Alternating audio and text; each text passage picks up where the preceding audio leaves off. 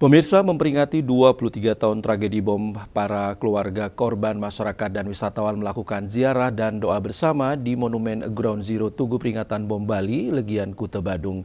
Kegiatan tahunan ini digelar untuk mengenang ratusan korban yang meninggal dunia akibat ledakan bom pada 12 Oktober 2002 silam.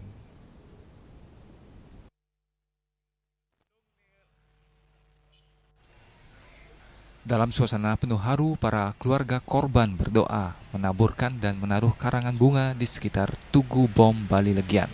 Di tugu bertuliskan nama-nama korban. Selain keluarga korban, masyarakat dan wisatawan datang ke monumen ini memberikan penghormatan sekaligus refleksi atas peristiwa kelam yang mengguncang dunia pariwisata Bali dan kemanusiaan.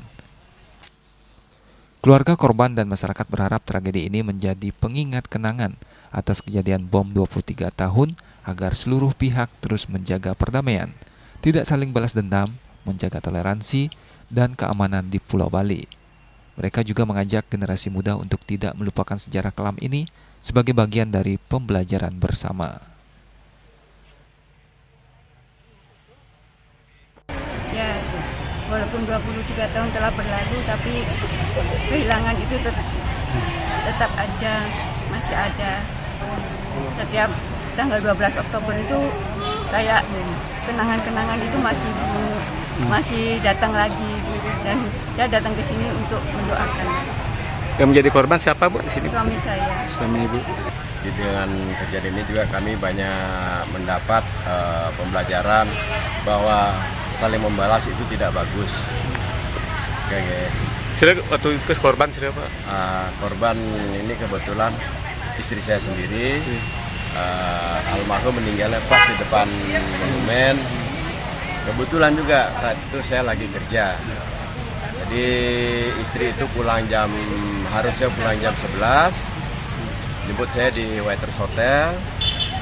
Sampai jam 12 saya lihat tidak ada. Saya bisa tunggu-tunggu tidak ada. Saya ngebil ke kantor juga dibilang sudah pulang. Ternyata sampai 6 bulan baru ketemu potongan jenazahnya.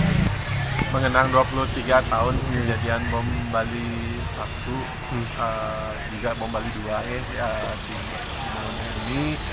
Saya berharap dengan kita tetap mengenang kejadian ini, kita bisa kenangan yang dari para korban bisa kita menjadikan inspirasi untuk kita untuk selalu menjaga perdamaian, menyebarkan cinta kasih, dan menjadi lebih bijaksana dalam menghadapi keberagaman. Mungkin ada keluarga yang jadi korban? Kebetulan saya bekerja di yayasan yang dulunya membantu korban bom Bali. Jadi keluarga korban bom Bali sudah seperti keluarga saya sendiri. Jadi mengenang mereka yang berpulang juga seperti mengenang keluarga saya sendiri.